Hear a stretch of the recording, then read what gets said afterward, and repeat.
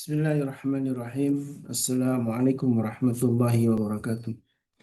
Waalaikumsalam Waalaikumsalam. warahmatullahi wabarakatuh. Alhamdulillahilladzi anzala as-sakinata fi qulubil mu'minin liyazdadu imanan ma'a imanihim. Asyhadu an la ilaha illallah wahdahu la syarika lah wa asyhadu anna Muhammadan abduhu wa rasuluhu alladzi balagha risalah wa adal amanah wa nasal ummah wa jahada fillahi haqqa jihadih. Allahumma salli wa sallim wa karim wa barik ala nabina wa syafi'ina wa maulana wa qadwatina wa imamina Muhammad wa ala alihi wa sahbihi wa man ittaba'ahum bi ihsanin ila yaumiddin amma ba'du.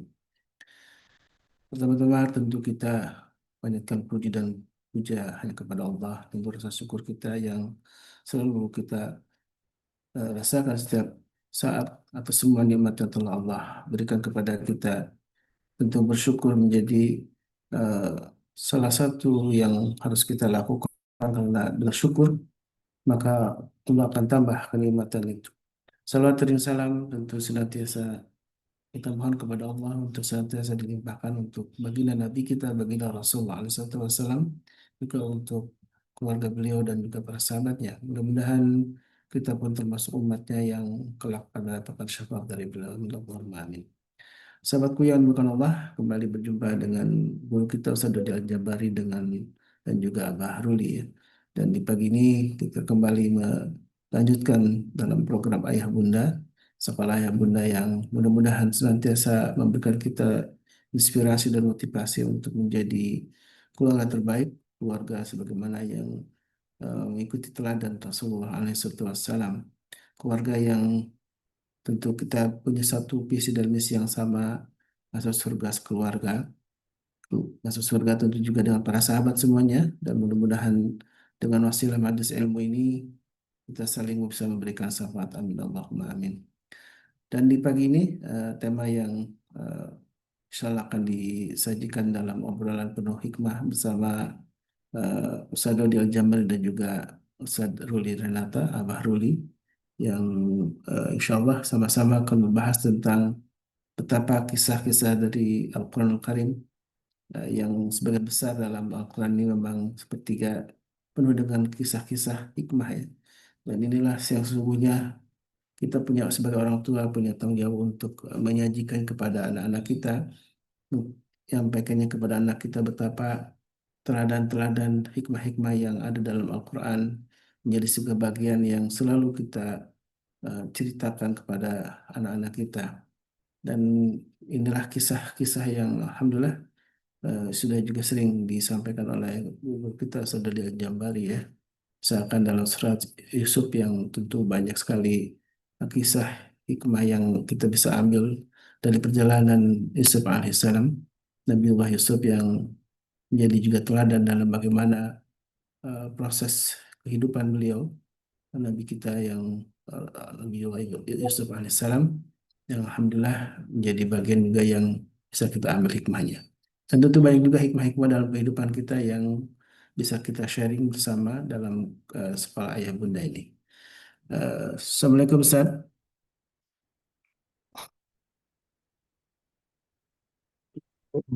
Waalaikumsalam warahmatullahi wabarakatuh. Oh كيف ya, حالك أستاذ؟ Alhamdulillah. Masya Allah, Khair. Masya Allah, Masya Allah. Tabarakallah. Abah Rudi belum, Pagi, belum ini ya bergabung. Ustaz? mungkin sedang on the way. Antum lagi di mana nih Ustaz? Masya Allah, ini cuma background doang. Ini imajinasi Ustaz. Iya, tapi kan Jadi, ini keindahan yang harus juga dinikmati ya. nah, jadi literatur itu membuat orang menjadi kuat di dalam menghadirkan imajinasi otak kanan atau saya sebutnya sebagai theater of mind. Hmm. Eh, Banyak buku-buku yang kemudian cara menuturkannya, cara menyampaikannya itu dengan pola berkisah. Kalau kenapa orang kalau baca novel, baca alur cerita itu begitu makin deskriptif, kita makin makin merasa seperti dilayani dalam tanda kutip. Misalnya gini, eh, kalau kita cerita nih, em, biasanya kita yang sebut dulu apa? Waktu atau keterangan tempat. Biasanya keterangan Waktu. tempat ya. Nah, bisa waktu, bisa keterangan tempat. Eh, inget nggak? Waktu dulu kita, itu keterangan waktu. Eh, udah tahu belum di tempatnya anu, itu orang langsung, otaknya langsung pindah ke sana. Tapi ketika ngeblank, ketika nggak ada bayangan tentang itu, akhirnya kebayang nggak orang jadi nggak bisa ngobrol. Iya. Saya saya pernah pernah ini nggak saat ke Alaska, saat keren banget tuh saat Alaska itu. Hmm. Hah? Alaska? Di mana Alaska? Itu langsung nggak bisa ngobrol soal kerennya, langsung berhenti. Akhirnya cuman jadi monolog. Ya udah lu ceritain deh Alaska. Tapi ketika kita bicara tentang sesuatu yang sama, ngobrol di kereta deh atau ngobrol di bis, mau kemana Pak? Oh mau ke ini, satu tujuan gitu. Hmm. Tinggal di mana? Oh tinggal di sini gitu.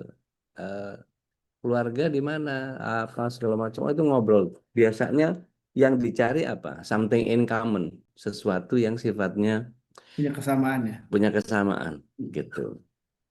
Anda pernah tuh Ustaz, lagi ngobrol di kereta, dia tanya tuh, eh, berarti enggak pun Pak, Surabaya, Pak.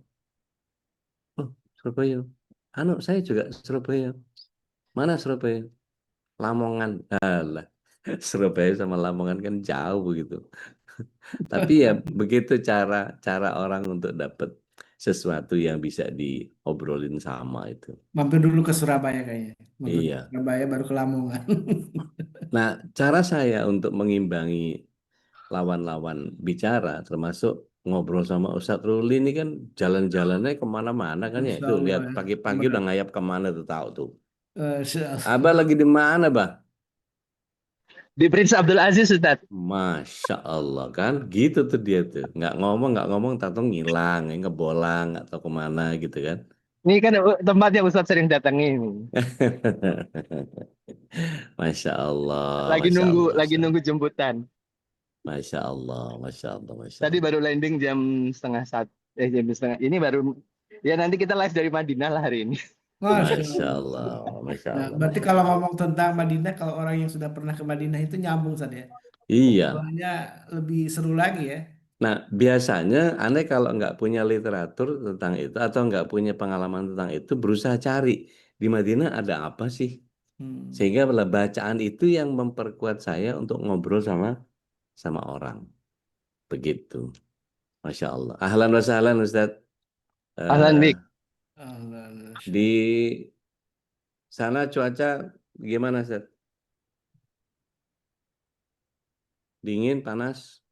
Hari ini jauh lebih dingin daripada 2 bulan yang lalu pastinya. Ya, ya, ya.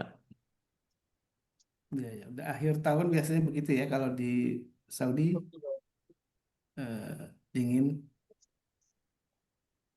Iya. Dan kalau kita bicara tentang Madinah itu udah ceritanya nggak ada lagi kecuali soal kerinduan kita sama Rasul SAW gitu kan ya. Alaihissalatu wassalam. Nah Sallallahu kalau kita nggak punya alaihi literatur tentang kerinduan tentang Rasul, maka kalau kita kepengen sambungan ngobrol itu agak dalam, agak panjang, agak menyenangkan gitu, maka literatur tentang Rasul mesti berkuat atau literatur tentang Madinah yang diperkuat. Nah, aneh alhamdulillahnya sering sotoy Ustaz. Hmm.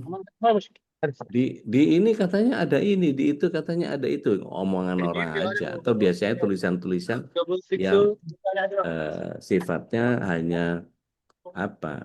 Hanya lokasi gitu. Misalnya cerita tentang Bi'ru Usman. Hmm. Bi'ru Usman itu Aku lali. Usman ternyata punya sumur lebih dari satu, Zed. Kalau Bir Hmm. Ali cuma satu di Hudzaifah gitu. Iya. Di apa eh, di mana namanya itu kalau di Bir Ali itu namanya eh, apa namanya sampai lupa saya. eh, Abyar Ali itu cuma satu. Tapi kalau Abyar atau Bir Usman Bir Usman tuh banyak sekali. Ini udah di mobil Zat. Bon, saat ini sudah di mobil nih. Masya Masya Allah. Allah. Supirnya orang situ. Enggak, Ah, boleh ngobrol sebentar Zat. sebentar dia lagi ini masih lagi ini lagi Oh, ada proses nih. Masya Allah. Artal. Kalau boleh nanti dimiringin Zat, jadi nggak kepotong gambarnya Zat. Dan kalau kita bicara tentang bagaimana literatur ini bisa menguasai eh, bagian yang kita ingin sampaikan, sehingga kita punya periferi yang sama. Zat. Contoh misalnya gitu, kita ngobrol sama anak-anak yang belum ngerti vertebrata itu apa, belum ngerti mamalia itu apa, maka kita nggak bisa cerita ke anak kita tentang, nah gajah itu ternyata selain vertebrata dia juga mamalia.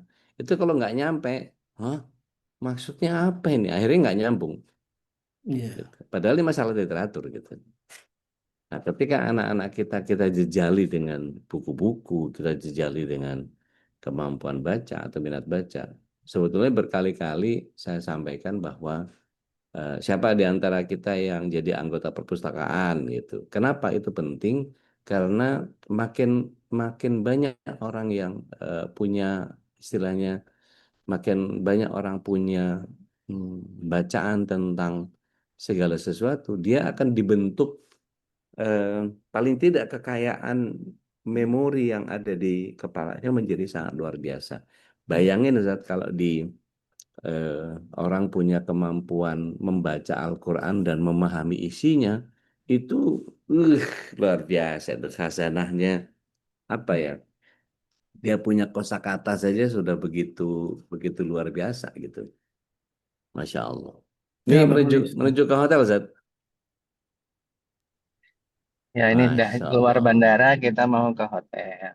Masya Jadi hari ini Allah. insya Allah kita mau ziarah Rasulullah makam terus kemudian Allahumma salli wa sallim wa barik eh alaih. ya kekangenan kita terhadap Luar Rasulullah hari ini kita biasa. ini kan. Luar biasa.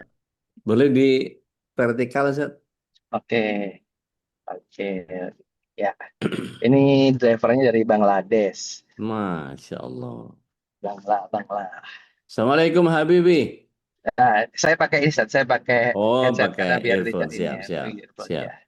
Iya. Ya udah, Zat. Kalau mau baca doa safarnya, monggo silakan, Zat. Sambun saya sudah Oh, diingat. Alhamdulillah. Masya Allah. Luar Ya, biasa. Perbanyak salawat, kirim salam juga ke Rasul SAW. iya, masalah. Rencana Ya, nginep di mana, Zat? Artal, Oh, Masya Artal Allah. belakangnya ya di yang santai-santai gitu. Yang Iya, santai-santai. iya. Itu apa namanya? Enak itu situ tuh kalau nggak salah sebelah kiri ada coffee shop baru itu, Zat. Ya, yang dekat itu dah dekat nanti dekat tempat belanja. Kalau ibu-ibu kan senengannya gitu ya. Ini ibu-ibu yang belakang ini, ibu ada di belakang dua. Masya Allah, Masya Allah, Masya Sama Allah. rombongan Ustaz, berapa orang Ustaz? Iya, kita cuma berlima. Hmm. Lima dengan saya. Ya amanillah. Allahu yahfazul.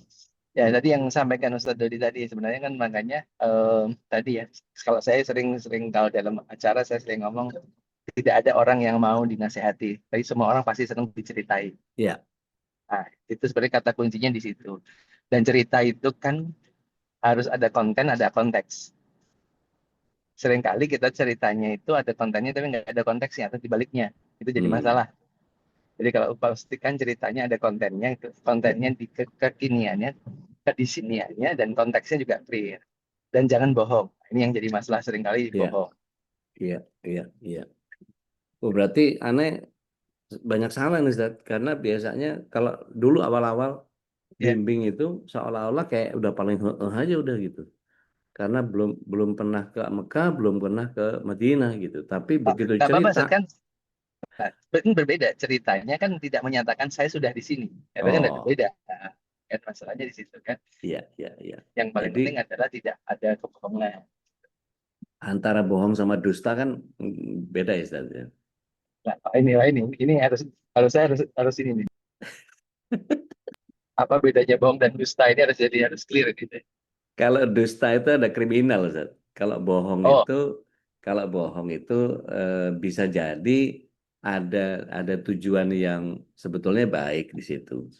Kayak ibu kita pendusta atau pembohong Ustaz? kalau dia lebih banyak di bohongnya, Nah, tidak pernah belajar lebih tiba pendusta. di bohong ya, tapi nggak pendusta. Iya. Kamu makan aja, ibu masih kenyang. Itu bohong banget Ibu, itu. ibu nggak seneng yang itu. Ibu senengnya ceker aja, senengnya Nah, gulu gitu. ya. Padahal, Masya Allah. Gitu. Nah, hal-hal yang begitu, kalau kemudian dikemas jadi sebuah cara kita untuk menyampaikan itu, literatur jadi luar biasa, Ustaz. Iya, betul. Tapi pagi ini kita eh, kepengen ngobrol. eh, Wah, ini belum ada pertanyaan ini. Apa bedanya black lie sama white lie? Black lie nggak tahu saya kayak apa. Kalau white lie itu kalau di kita namanya tauriah ya. Tauriah Iya, itu menyembunyikan kebenaran dalam konteks ada yang ingin diselamatkan. Jadi Rasulullah SAW itu Nabi Ibrahim juga pernah. Jadi Nabi Ibrahim itu waktu ketemu sama Firaun di Mesir, itu kalau nggak salah Firaun yang eh, pertama atau yang kedua gitu saya lupa. Itu senang sama Ibunda Sarah, mau sama Ibunda Sarah, terus Nabi Ibrahim ditanya, kamu siapanya? Beliau kalau ngaku suami dipenggal, maka untuk menyelamatkan itu beliau katakan saya saudaranya. Maka disikut sama Ibunda Sarah. Kok saudara sih? Iya kan kita saudara seiman seakidah, nggak ada yang salah dengan itu. Gitu. Jadi untuk menyelamatkan tujuan yang sifatnya asosiatif itu ya salahnya sendiri dia nggak nanya detail. Saudara apa nih maksudnya ini kita nggak pernah. Pokoknya saudaranya, oh, udah berarti saudara berarti.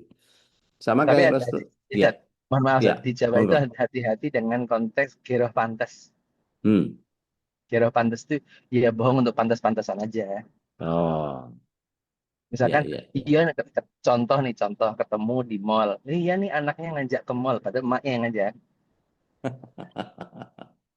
Iya, iya, yang gitu tuh bohong hitam tuh kayaknya Ustaz. Hmm.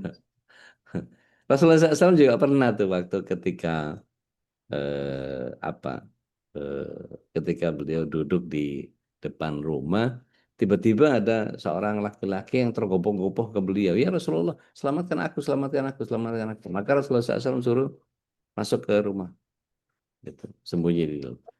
Kemudian Rasulullah SAW menemui beberapa orang yang menuju ke menuju ke eh, lewat depan rumah Rasulullah SAW itu. Maka yang terjadi adalah Rasulullah SAW berdiri. Mereka nanya, ya Muhammad, kau lihat si Fulan nggak lewat sini? Rasulullah SAW bilang, semenjak aku berdiri, aku nggak lihat siapa-siapa kecuali kalian. Itu artinya eh, nggak ditanya sebelum sebelum berdiri gitu.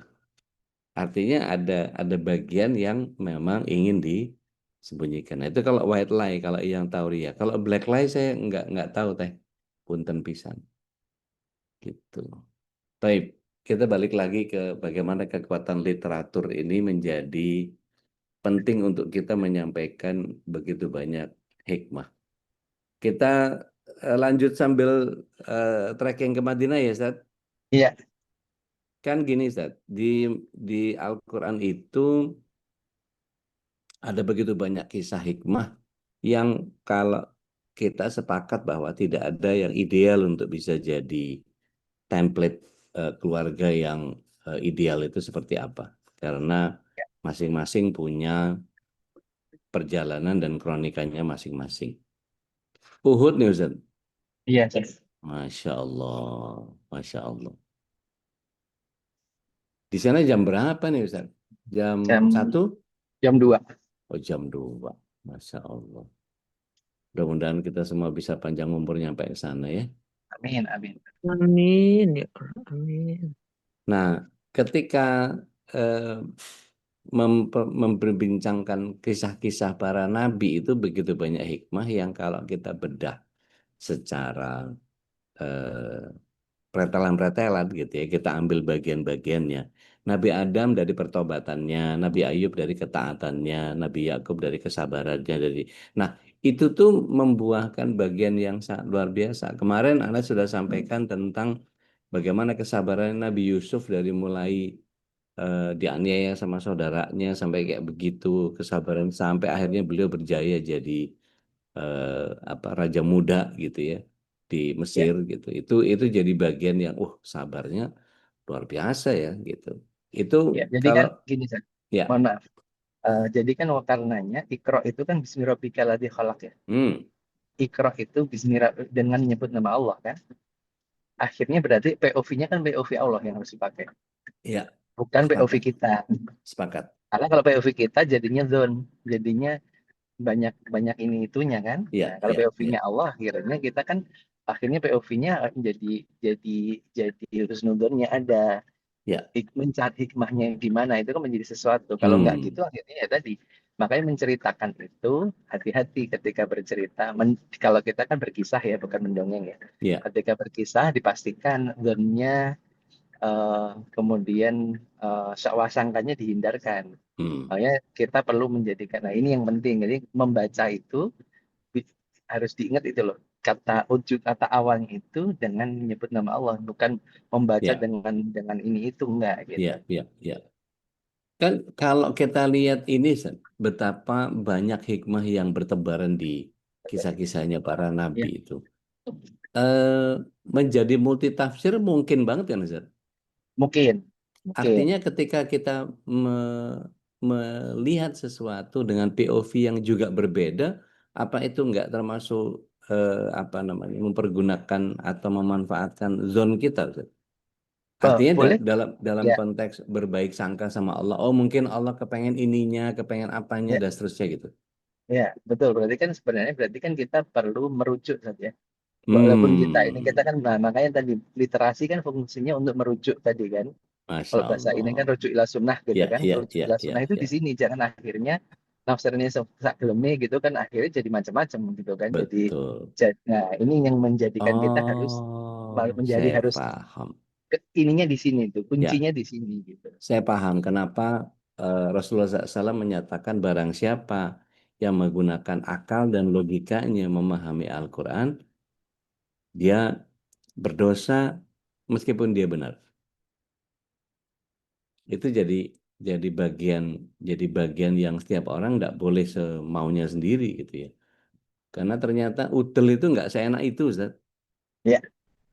Kan ada yang bilang enaknya udel dewe gitu, padahal Telepon. udel nggak Ya. seenak itu, Ustaz. Enakan bruto ya. Ini rencana sampai tahun berapa, Ustaz, di Madinah, Ustaz? Sampai Kamis depan. Sir. Oh, Jadi Masya Allah. Kamis depan insya Allah live-nya dari Makkah. Hari dari Madinah. Masya Allah. Tayyib. Ala kulli hal. Apa yang Alhamdulillah. bisa diceritakan dari yang antum eh, di perjalanan kali ini, apa kisah yang harus kita sama-sama simak secara literatur itu, buku apa atau kisah di mana apa segala macam. Kan kalau kita baca Quran itu Al-Kahfi menceritakan tentang bagaimana ketaatan anak-anak muda gitu kan. Terus ini dan itu dan apa segala macam. Ada buat kami, Ustaz? Eh, Bentar, mana ini? Oke, kalau hari ini saya sih ya apa namanya?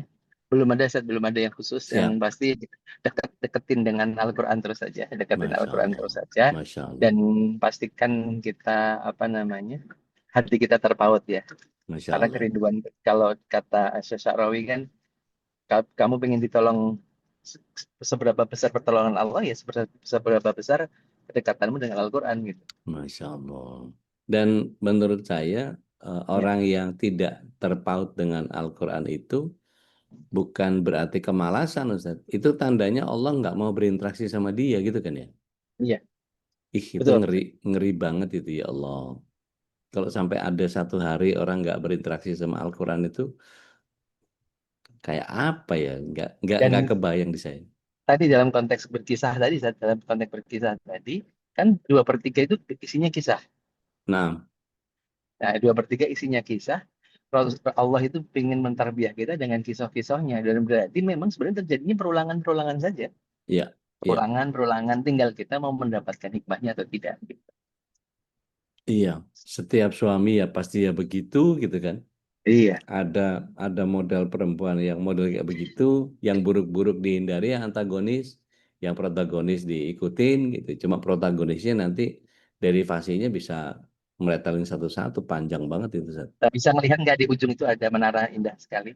Oh, Masya Allah, Masya Allah, Masya Nah, Allah. itu. Kalau saya Allahumma salli semoga wa sallim wa barik semoga alaih. Allah bukakan kemudahan pintu kepada kita Ya semua Rob, ya bisa Rob, ziarah ke Madinah, Masjid Nabawi, kita bisa ziarah ke Mekah dan kita ya bisa Rob, ziarah ke Masjidil Aqsa dalam kondisi ya Rob, terbebas. ya Rob, ya Rob. Masya Allah. Anda udah nggak bisa berkata-kata kalau udah begini. Iya, ini juga sebenarnya sambil sudah agak eh, Ya Rob. ini Masya Allah ya teman-teman Allah Subhanahu Wa Taala tuh yang di ujung itu Masjid Nabawi. Pokoknya selalu kalau nyampe sini itu udah rasanya udah langsung Allahu Vibes-nya langsung Akbar. beda ya, Zat. Udah langsung dan pengennya langsung pengen nangis gitu ya itu kita begitu masuk terowongan. Ya Rob. Allahumma salli ala Muhammad. Allah mustahil. Baik, Bapak Ibu yang dirahmati Allah SWT, Ustaz, mohon maaf ya, izin karena saya mau ini, saya mungkin off dulu karena mau check in dulu biar monggo, nanti monggo, nggak ini di monggo, katuran, jazakallah khair. monggo, Oke, oke. katuran. Barakallahu Assalamualaikum. fiik, fi amanillah. Waalaikumsalam warahmatullahi wabarakatuh. Masya Allah, Masya Allah. Ah, saya sudah ngomong ini jadi.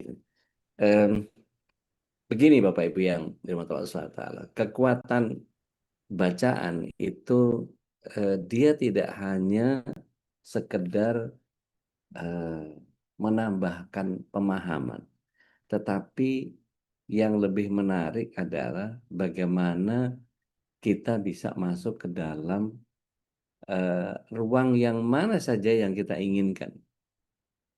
Contoh misalnya gitu ya, kita bicara tentang surah At-Tariq gitu ya. Yuk sama-sama kita buka surah At-Tariq. Kalau boleh Mas Nandar di apa namanya bantu kita untuk melihat surah At-Tariq, bisa ditampilin di screen gitu. Jadi di situ kita bisa melihat bahwa betapa Allah SWT ingin menyampaikan kepada kita bahwa eh, langit yang begitu luar biasa gitu ya. Allah SWT menyatakan A'udzubillahi minasyaitonirrajim wassama'i wattariq. Itu demi langit dan eh, ada tarik. Tarik itu kalau diterjemahnya disebut apa di situ, Bapak Ibu? yang datang Dan pada yang malam datang hari. pada malam hari. Yang datang pada malam hari. Yang dimaksud di situ adalah di ayat berikutnya An-Najmus Tsaqib. An-Najmus Tsaqib itu bintang yang terang. Atau ada terjemahan yang lain? Bintang yang Bintang yang bersinar bersinar tajam. Bintang yang bersinar tajam. Kalau mungkin kita punya literasi bahasa Arab yang bagus, itu bisa jadi komet gitu ya, bisa jadi meteor gitu. Dan itu sesuatu yang sifatnya nanti bicara meteor itu Allah menyebutkan sesuatu yang langka. Wasama iwat tarik, an-najmus sakit, gitu ya.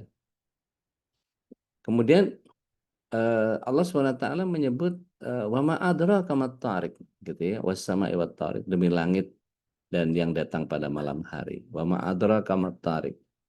Yang dimaksud dengan tarik tadi, apa yang datang di malam hari itu, yang berjalan, tarik itu jalan, ya, yang berjalan di itu. An-najmus tsaqib. An-najmus tsaqib dalam konteks bintang yang menjadi sangat luar biasa. Allah SWT hadirkan bintang yang sinarnya tajam, artinya dia terang. Artinya dia bukan planet, tapi dia bintang, gitu kan ya. An-najmus tsaqib. Perhatikan Bapak Ibu, Allah SWT ingin menyampaikan sesuatu yang sifatnya makrokosmik, sesuatu yang luas dari jangkauan yang kita nggak paham. Tetapi begitu dibilang wasama iwat tarik, wa adraka ma tarik an-najm mustaqim, itu langsung pikiran kita gerambiang menerawang ke langit luas gitu, yang itu luasnya nggak bisa ngitung gitu, karena kalau kita belajar apa namanya, kapan-kapan kita undang Ustadz Hendro Setianto dari Lembang itu di Imah Noong itu, beliau S2 astronomi di ITB, beliau 15 tahun di Bosha, sekarang punya musolatorium di tempat beliau, anak-anak saya tahfiz Quran juga di situ. Eh, saya belajar tentang betapa jarak dari bumi ke langit itu sekitar 200.000 parsek. Satu parsek itu 1,37 triliun kilometer cahaya. Gimana ngitungnya coba? Itu menjadi bagian yang sangat luas. Itu baru satu petala langit. Setelah itu Allah SWT menyebut di ayat yang keempat. A'udzubillahi minasyaitonirrajim. In kullu nafsin lamma 'alaiha hafiz. Dari langit yang begitu luar biasa, tiba-tiba Allah SWT bicara tentang kondisi plasma. Kondisi plasma ini bentangan antara langit dengan bumi, yang kita sebut dengan atmosfer. Ternyata bukan cuma atmosfer. Ada ionosfer, ada stratosfer, ada gitu ya, terus gitu sampai tujuh lapis gitu ya. Dan itu menjadi bagian yang wow, itu membuat kita menjadi terbuka tuh. Ini cuma baca doang padahal gitu ya. Maka setiap orang pasti ada penjaganya. Dari langit yang sifatnya makrokosmik, kemudian Allah SWT mengerucut kepada sesuatu yang bisa ditera dengan indera kita. Setiap orang pasti ada penjaganya. Coba perhatikan di kita, Bapak Ibu, eh, kalau ditanya ada berapa malaikat di sekitar kita, pasti kita bilang 10, gitu ya. Itu kan apa? Eh, Pemahaman sederhana kita ya. Ada 10. 10 siapa aja? Mungkar Nakir, Raqib Atid, gitu kan. Jibril, Mikail. Kemudian siapa lagi? Israfil, Israel. Kemudian apa? Ridwan Malik. Ridwan Malik. Gitu. 10 kan ya. Kira-kira cukup nggak itu untuk menjelaskan ingkulun nafsil lama 'alaiha hafil? Enggak. Nggak cukup. Tayyib. Mohon izin, saya terusin sedikit sebelum kita kita explore ya. Kemudian di ayat yang kelimanya, Allah SWT menyebut falyanzuril insanu mimma khuliqa. Coba, manusia perhatikan dari apa dia diciptakan. Allah SWT ingin yang bicara tentang tadinya makrokosmik yang begitu bentangan dan luar biasa, terus tiba-tiba Allah mengerucut kepada bagian yang sifatnya mikrokosmik. Di ayat yang ke-6-nya dikatakan khuliqa mim ma'in dafiq. Dafiq. Diciptakan dari air mani yang memancar. Air mani memancar itu sekali semprot 1.300.000 sel spermatozoid. Masya Allah. Dari situ saya bilang asalnya bahkan disebut sama Allah SWT. Di ayat yang ke-7 perhatikan Bapak Ibu. Ini luar biasa. Disebutnya bahwa yakhruju min baini sulbi wa tara'ib. Wat-tara'ib.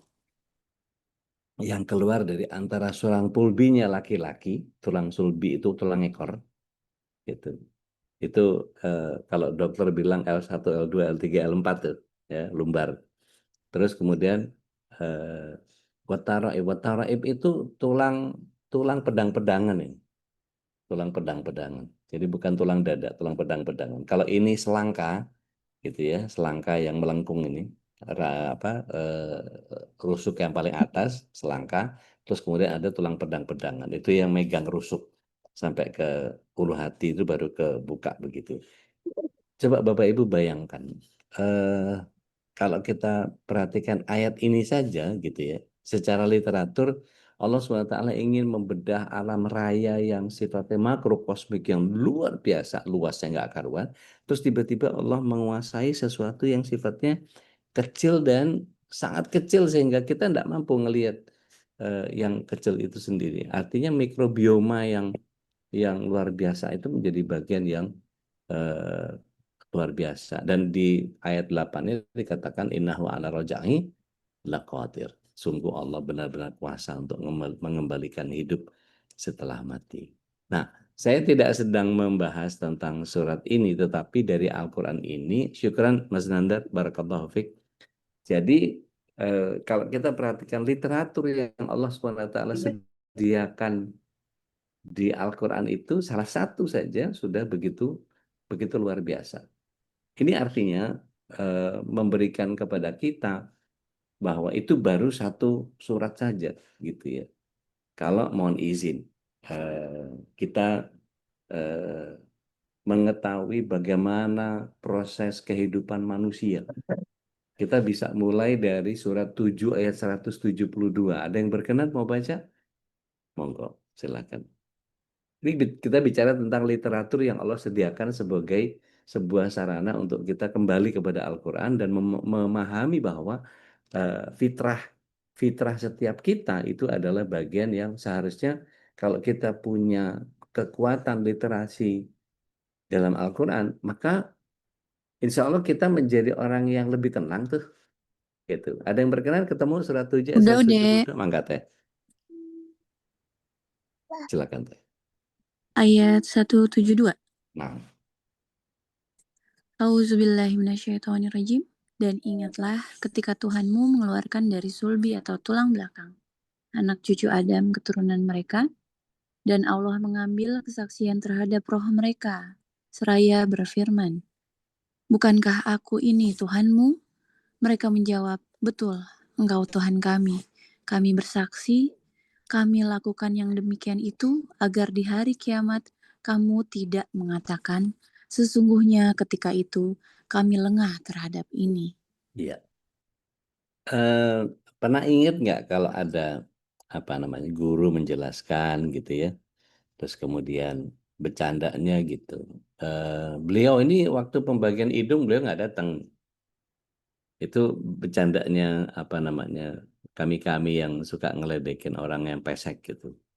Tapi sejatinya ketika di ayat 172 surah Al-A'raf itu menandakan bahwa ternyata kita dulu sudah pernah bersyahadat paling awal loh kepada Allah Tabaraka wa Ta'ala. Artinya kalau kita bedah gitu ya, kita buka tafsir web, kita lihat Al-Muyassar bagaimana Syekh Wahbah Az-Zuhaili, bagaimana Syekh Shalih Al-Fauzan yang sekarang menjadi mufti di Saudi, dan banyak lagi Ustadz Ridwan yang ada di Depak dan seterusnya gitu ya. Kalau kita perhatikan satu-satu, kita akan ketemu betapa Allah SWT ingin kita menyelami apa yang ada di dalam Al-Quran. Jadi bukan hanya modal khatam.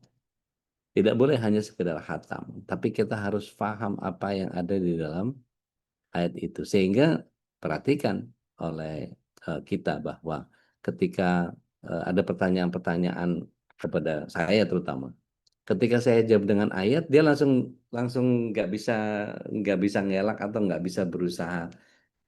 Tapi kan gitu nggak ada tuh. Begitu dikasih ayat, oh ayatnya gitu ya, Allah maunya gitu. Artinya kekuatan literatur kita kepada apa yang datang dari Allah Tabaraka wa Ta'ala itu memang Allah sudah sediakan untuk kita mendapati kisah-kisah yang begitu luar biasa itu untuk kemudian setiap kita memahami secara benar apa yang Allah SWT inginkan. Kayak contoh kemarin Uni Yuni nanya, kalau gini tuh gimana Ustadz, apalah bla bla bla segala macam dan seterusnya. Saya cuma jawab pakai surat 57 yang kita sama tahu 1400 tahun yang lalu ayat itu sudah diberikan gitu. Dan ketika kita tidak membacanya dan tidak memahami secara benar isi dan maknanya, kita akan menjadi kesulitan untuk memahami bahwa apa sih maunya Allah gitu. Tapi ternyata begitu kita paham, oh ternyata Allah menghadirkan itu memang sudah kecatat ya, udah dicatat mau gimana lagi. Akhirnya kita dalam satu kondisi yang tadinya masih berontak berusaha untuk sepertinya bisa gini bisa gitu apa segala macam, tapi ternyata kita diredam dengan Allah maunya gitu, mau apa. Itu seketika reaksi kita tentang apa yang kita bayangkan di theater of mind kita itu menjadi teredam dengan kenyataan bahwa udahlah Allah ngurus kita, anteng aja. Itu bagian yang sangat luar biasa menurut saya. Dan ketika ayat 23 ini kita baca gitu ya, itu menjadi sangat luar biasa ketika supaya kalau kita dikasih sesuatu yang kita nggak demen gitu, yang nggak sesuai sama kita, ya kita jangan kecil hati gitu. Kalau kita dapat apa yang kita mau, ya jangan bangga juga. Kalau kata Fetty Vera apa? Yang sedang-sedang saja. Oke, sudah jam 6.18. Ini saya tidak punya waktu banyak kalau hari Kamis ini.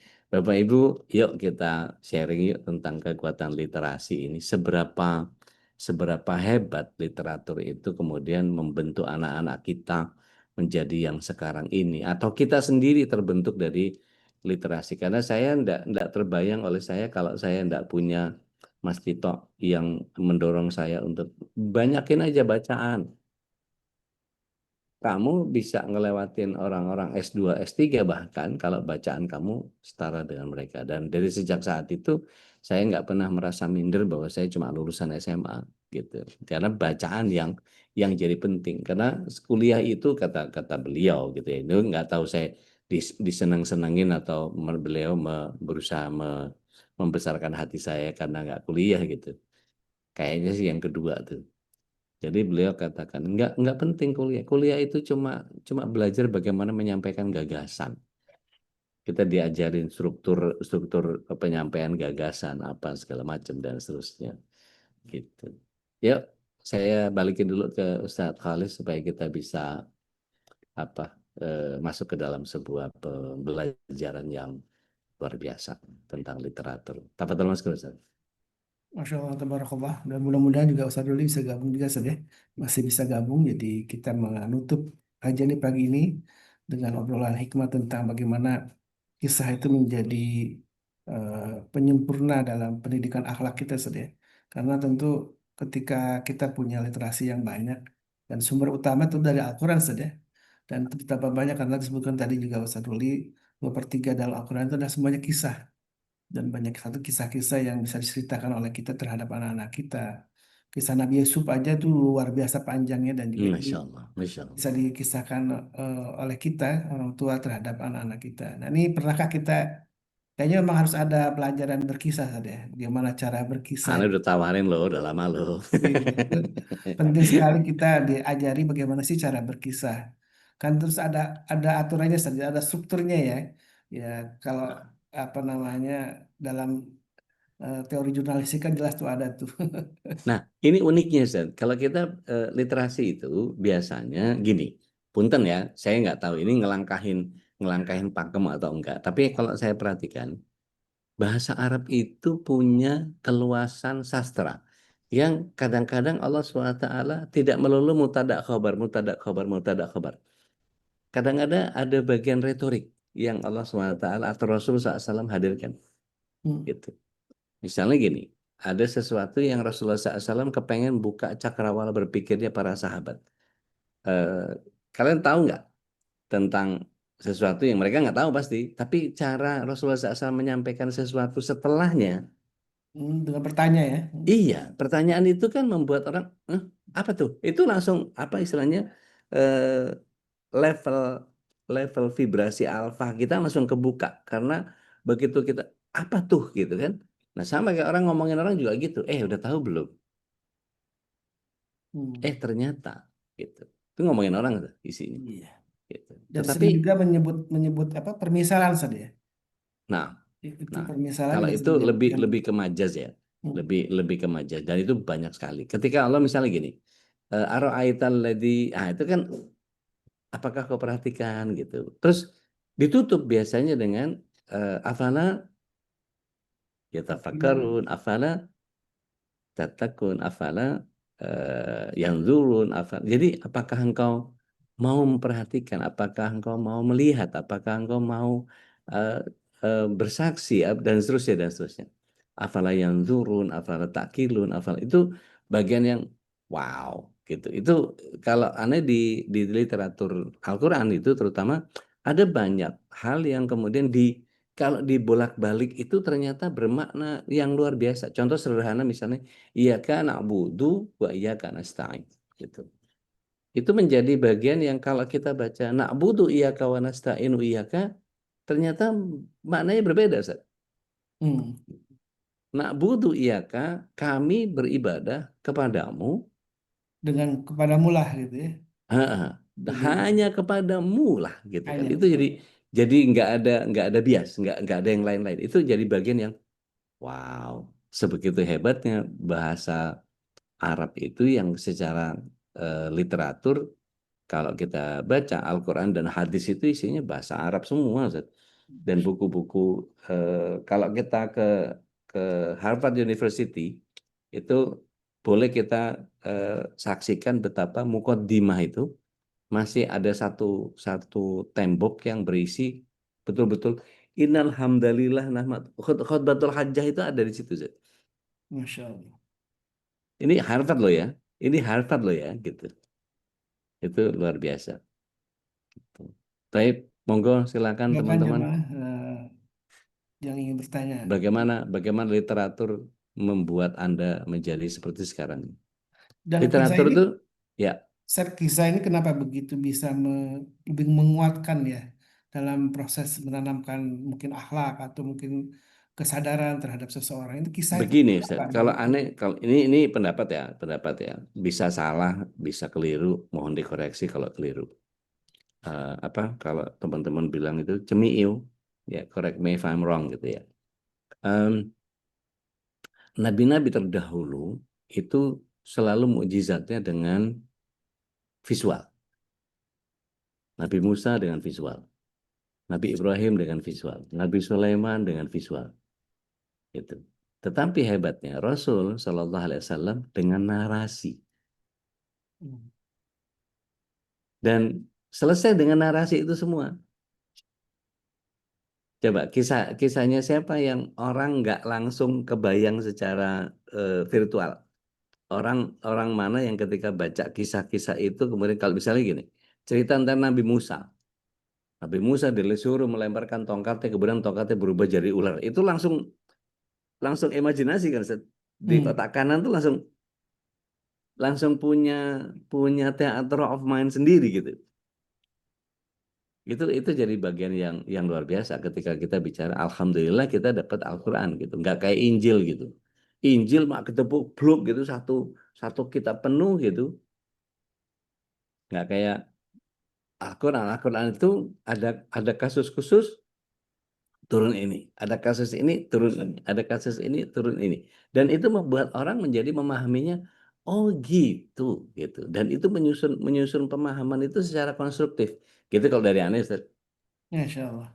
Dan memang kalau seorang ibu itu sebagai madrasatul ula memang punya kewajiban, punya literasi ya, Ustaz, ya, Nggak dalam setuju aneh.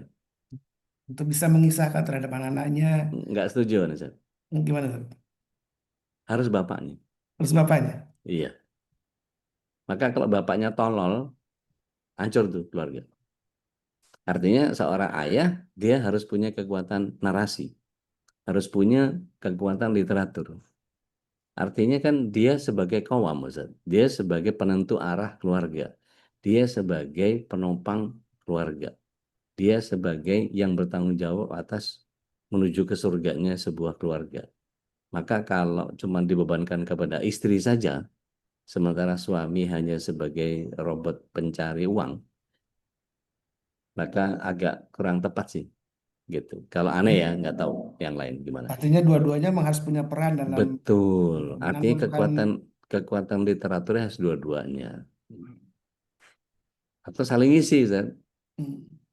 Jadi kalau anaknya sama ibunya sehari dikasih tahu berapa ribu kata, sama bapaknya cukup mau tidur aja. Nah ini yang aneh selalu berikan ke anak-anak itu, baik ke anak maupun ke cucu, itu. Aneh paling senang berkisah sebelum sebelum tidur itu. Jadi ada satu kumpulan buku, kalau Bapak Ibu pengen cari ada kisah Ba'da Isya. Kisah Ba'da Isya itu ada cerita Nabi, cerita sahabat, cerita para ulama, kisah-kisah begitu tuh, inspiratif. Jadi satu malam satu buku tuh kalau anak-anak kalau mau tidur tuh pasti ngambil satu terus kemudian Bapak bacain. Oke. Nah, kalau saya bacain itu kadang-kadang mereka langsung sambil senyum-senyum, sambil cekakak-cekiki gitu sambil itu benar-benar kalau perang ya saya benar-benar ambil bantal, saya gebuk mereka, ambil ambil apa namanya, ambil ya seolah-olah kayak perang beneran gitu dan itu kata ibunya malah nggak tidur anak diceritain begitu mah gitu. Tapi ternyata enggak gitu. Tetap pada masanya kelelahan fisik itu pasti butuh butuh tidur itu. Nah, ceritanya selesai. Besok kita sambut lagi. Kita sekarang baca doa gitu. Baru baca doa dan kemudian terlelap tidur.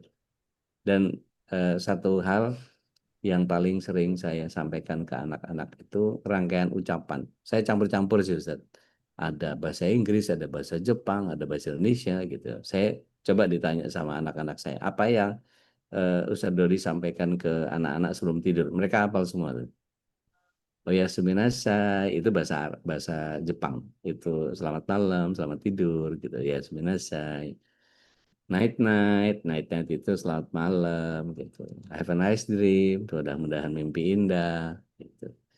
I love you, mwah, gitu. Itu jadi kebiasaan di kami. Jadi mau tempat tidur, mau sekamar, mau beda kamar, biasanya kami lakukan seperti itu. Tedian mangga.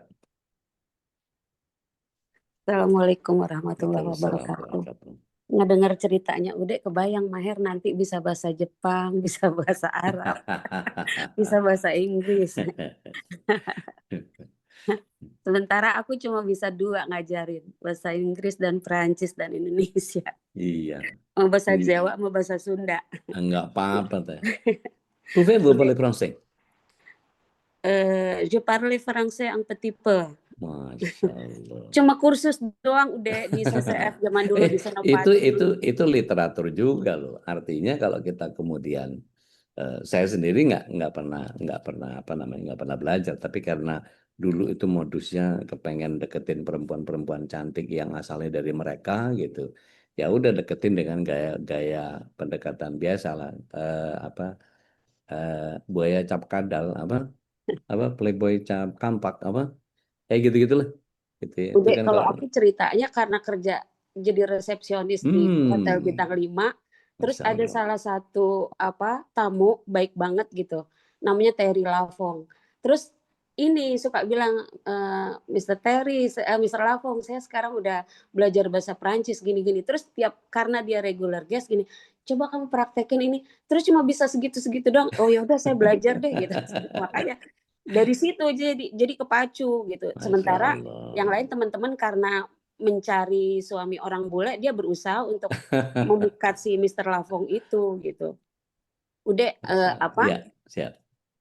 soal ngedongeng buat anak-anak, aku kan pernah cerita juga kan, udah kalau bapaknya tuh malam ini papa ya yang dongengin kalian, bukan mama, soalnya mama masih ada kerjaan kantor yang harus dikerjain, mama bawa laptop gini-gini segala macam.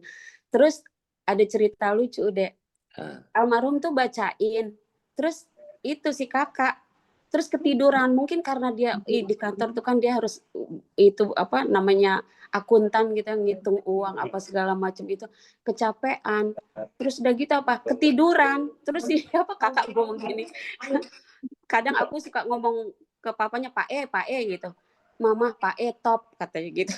Jadi kenapa top, lihat tuh dia udah tidur katanya gitu. Terus gini udah masalah mendongeng, udah kenal sama temennya Mas Nunu yang Wendy yang freelance di kantor kita yang produser deh itu istrinya Putri Suhendro, temennya Ude tuh ya di female. Walah. Aku udah tahu udah lama. Jadi Putri itu Masya sering Allah. datang ke kantor kita. Putri Suhendro tuh teman siaran di female. Iya, makanya. Saya yang jadi kakek gila itu. Iya, waktu yang kita ketemu di Torik ini itu yang Evi bilang ini, itu yang jadi siapa sih yang jadi apa udah waktu itu di female? Itu tiap hari aku dengerin padahal aku nggak tahu kalau itu suaranya Ude. Oh itu suara Ude, ya ampun. Iya. Allah. Iya itu Putri Suhendro. Gitu. Iya, Masya Allah. Seru tuh kalau sama beliau tuh. Jadi sama beliau tuh sama Leta juga. Teman siaran itu. Iya. Makanya aku pikir oh pasti itu Ude kenal nih sama Putri Iya, Suhendro. iya. Dulu tuh jadi dua tokoh dari situ. Jadi yang kakung sama jadi bebek kampung. Iya, bebek kampung itu namanya apa, Dek? Aku lupa kok. Beckham. Oh iya, Beckham, bebek kampung. Gitu. Itu Masih aja ingat sih. aja. Iya, aku Kirain ingat banget. kirain di MKI nggak ada yang paham saya siapa gitu. Ih, tahu, Dek. Makanya Dindi kan waktu itu bilang kan, kalau pulang sekolah, aku tadi seneng di sekolah. Kenapa? Didongengin sama papanya Ara. Dongengnya tentang apa? Oh, kisah-kisah Nabi, gini, gini, gini. Terus dari situ juga aku mikir, oh di rumah berarti harus dongeng kisah Nabi juga nih. Dari situ baru mulai aku dongeng kisah Nabi. Masya Allah, Gitu, tahun Dek. berapa itu ya?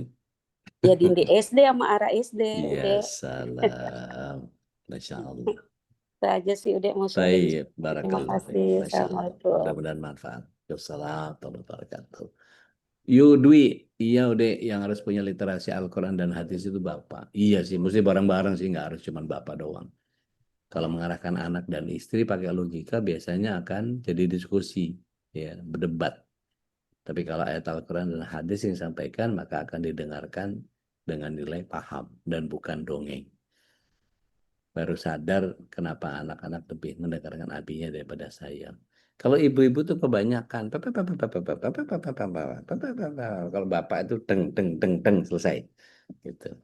Jadi lebih lebih efektif yang cuma sesekali tapi powerful, gitu. Iya. Kurang lebih begitu.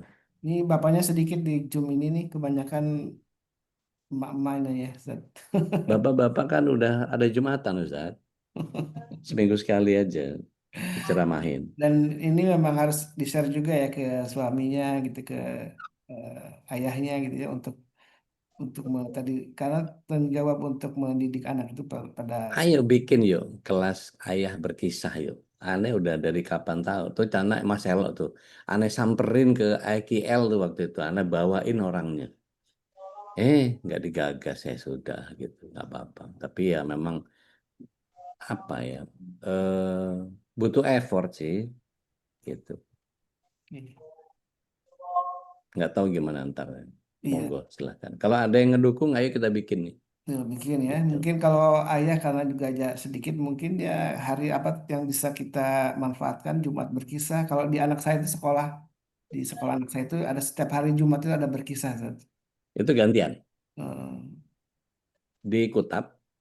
iya, iya, ada Jumat berkisah. Jadi memang setiap hari anak-anak itu apa namanya dikisahkan tentang kisah-kisah hikmah ya, mungkin dari para nabi atau dari para sahabat itu. Jadi Taib. Ini memang Taina mau nanya, ada nggak referensi tafsir Quran yang mudah dimengerti untuk saya yang masih jarang buka tafsir untuk lebih mengerti isi Al-Quran yang sesungguhnya yang Allah mau. Begini teh, kalau punten ya, Bismillah. Salatu wassalamu ala Rasulillah. Tafsir itu kan memahami secara ada yang pakai pendekatan bahasa seperti beberapa ulama. jalan lain. Iya, ada yang pakai pendekatan historikal, ada yang pakai pendekatan syariah, ada yang pakai pendekatan demografis, ada yang pakai sosiokultural. Jadi kalau ditanya tafsir yang mana, saya sih nyaranin baca semua. Sebab beda beda perspektif gitu. Kalau saya misalnya ngasih tahu sama Bapak Ibu, tolong ini dideskripsikan apa yang Bapak Ibu lihat. Kalau saya tunjukin begini. Yang Bapak Ibu lihat apa? Ada yang mau mencoba deskripsi? Ini yang saya pegang apa dan ceritakan.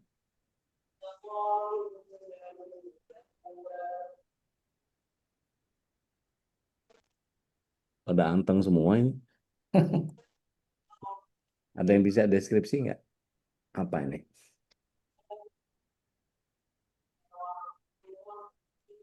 Nggak Ya, jelas udah apa itu, Dek? Oh, oke. Saya deketin lagi. Dompet. Pouch? Dompet. HP ya? HP. Bisa ceritain nggak apa? HP apa? HP Apa ya? yang Komunikasi. soft case-nya dari kulit ya. Ya, gitu aja paling kan. Ya Padahal itu kalau showcase kalau HP. iya, sofistikasi. Kalau dibalik dari perspektif yang lain, baru ketahuan. Oh, HP-nya. Ada kameranya. Kan gitu jadinya. Warnanya hitam. Warnanya hitam. Kalau disebut begini, ini apa? Ini HP, tapi HP-nya apa nggak tahu nih. Gitu. Karena cuma hitam doang. Tapi begitu dibalik baru ketahuan. Oh, Ada ini tulisannya. iya, ini kalau yang kameranya begini, ini adalah anu gitu kan. Itu Iya. jadi punya kelengkapan cara pandang. Jadi melihat kayak misalnya gini, Punten. Eh, Teh Ina pernah dengar cerita tentang The Elephant and Seven Blind Men, gajah dengan 7 orang buta.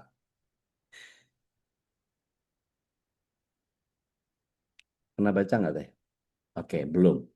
Jadi gini, eh 7 orang buta ini diantar sama seorang guide.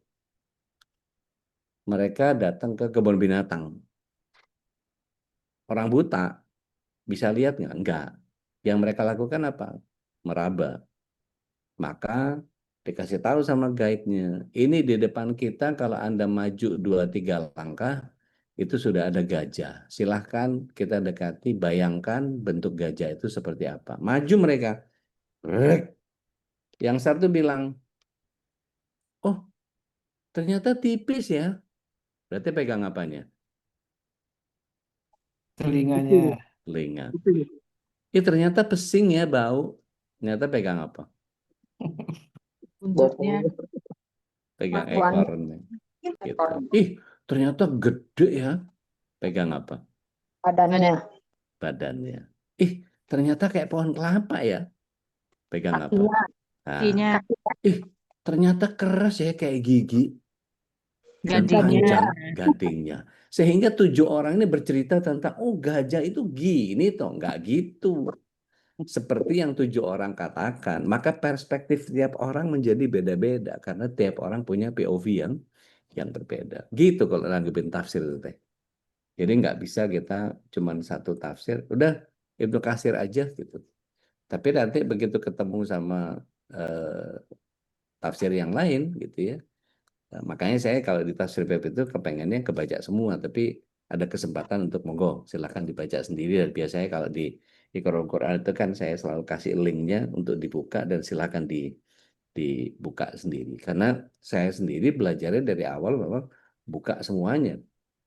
Allah yarham Pak Qasim Nur Seha itu Pak Kiai Qasim Nur Seha yang angkat saya itu beliau ngajarin saya untuk buka hampir semua tafsir gitu. Ada yang dengan pendekatan bahasa, ada yang tinjauan empirik, ada yang tinjauannya dari sisi kalau dulu ada Harun Yahya itu dari saintifik gitu ya dan seterusnya itu melengkapi pemahaman kita tentang sesuatu. Makanya nggak bisa kita bilang kalau kalau favorit sih saya sarankan yang tafsirnya Ibnu Abbas teh.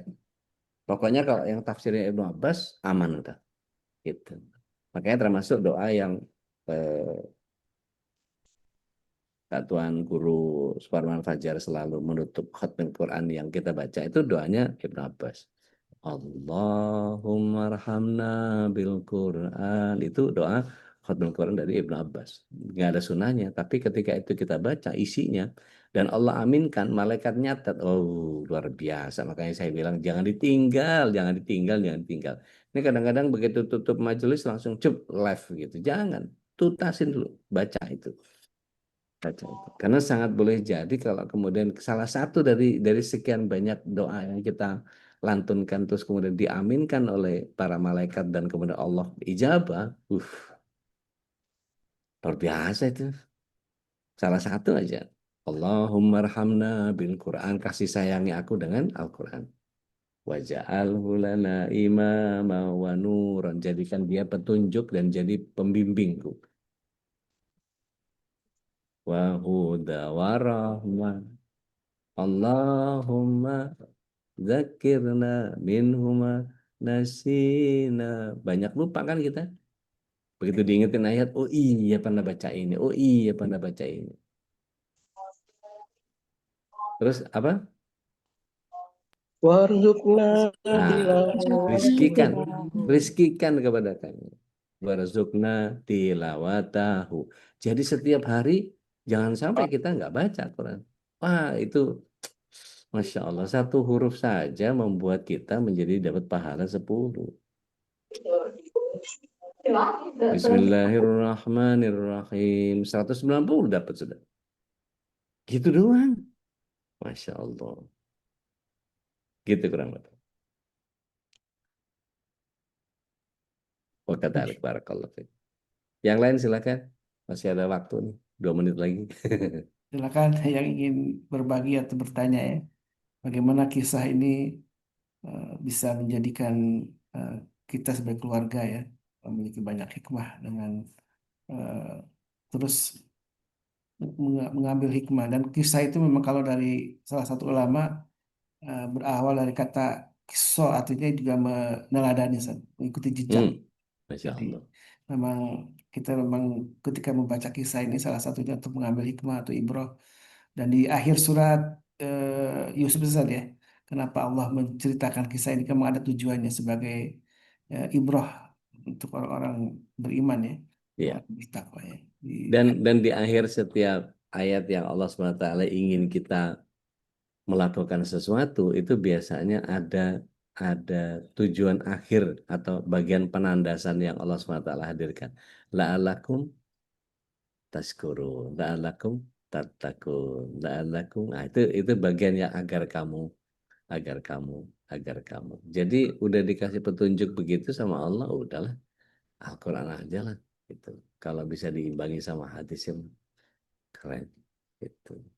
Gitu Zat, ada yang izin pamit Zat? Masya Allah, Karena masih tabarakallah, ada kelas lagi jazakallah Zat. khairan Maka dari barakallah. dari Al-Kiram yang sudah berbagi di pagi ini. Mudah-mudahan Allah Subhanahu wa taala jadikan pertemuan ini pertemuan yang penuh hikmah ya, sebagaimana kisah-kisah dalam Al-Quran yang juga penuh dengan hikmah sebagai pembelajaran bagi kita. Maka jadikanlah majlis yang kita hadiri setiap hari ini, setiap pagi, menjadi pembelajaran untuk kita menjadi lebih baik lagi. Dan jazakumullah khairan kasir kepada Maka Jumlah dari juga barakallah. yang selalu hadir dan juga selalu bersedekah setiap pagi. Mudah-mudahan ini juga amal yang Allah terima, karena amal istiqamah ini luar biasa saja.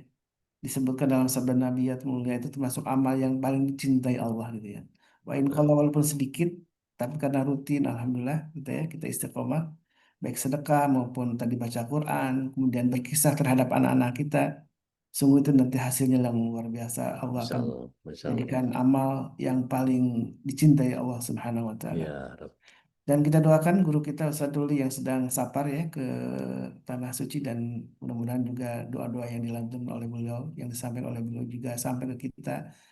Kita mohonkan juga Allah Subhanahu wa taala kita termasuk orang yang juga bisa berkunjung ya, berziarah ke makam Rasulullah dan juga Kalau melaksanakan ada yang mau minta WhatsApp ke beliau, minta pribadi, orang musafir itu kan ijabah mustajab doanya doa insya itu, Allah. Masya Allah. Boleh Silakan, silakan. silakan langsung japri aja ke beliau ya. Mudah-mudahan beliau sempat membacanya dan berdoa bahkan di eh, apa namanya, Tempat-tempat yang mustajab ya. tempat-tempat mustajab ya. Masya Allah.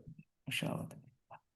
Dan mudah-mudahan kita juga bisa melaksanakan haji bersama saja di tahun depan dengan jamaah MKI. Silakan nih, ada kuota yang disediakan melalui Majelis Keluarga Indonesia. Kuota yang alhamdulillah kita daftar hari tahun ini bisa berangkat tahun depan, jadi tidak perlu harus menunggu. Amin.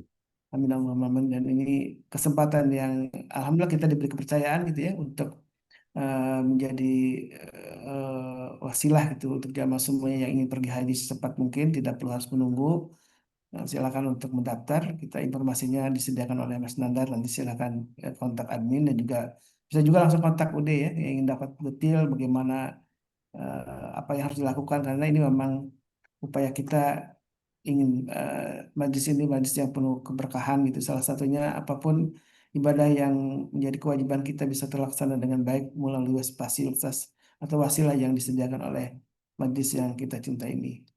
Dan Allah Subhanahu wa taala kabulkan semua doa-doa kita. Mari sama-sama, mumpung masih dalam majlis ilmu ini, ada kesempatan kita berdoa kepada Allah Subhanahu wa taala dalam hati kita, sampaikanlah hajat-hajat kita, mudah-mudahan Allah mengkabulkan semuanya. Dan ini salah satu kenapa pentingnya atau fadilah bermajlis ilmu ini adalah para malaikat mengaminkan doa-doa kita. Bahkan dalam hadis Nabi sallallahu alaihi wasallam Allah menyebutkan orang-orang yang hadir dalam majlis ilmu ini kepada para penduduk langit. Mudah-mudahan Allah Subhanahu wa taala mengkabulkan semua doa-doa kita. Amin Allahumma amin. Dan kita tutup dengan doa kafatul majlis. Subhanakallahumma wa bihamdika asyhadu an la ilaha illa anta astaghfiruka wa atubu ilaik. Mohon maaf kalau ada khilafan dari kami.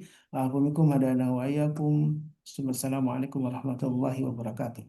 Waalaikumsalam warahmatullahi wabarakatuh. اللهم ارحمنا بالقرآن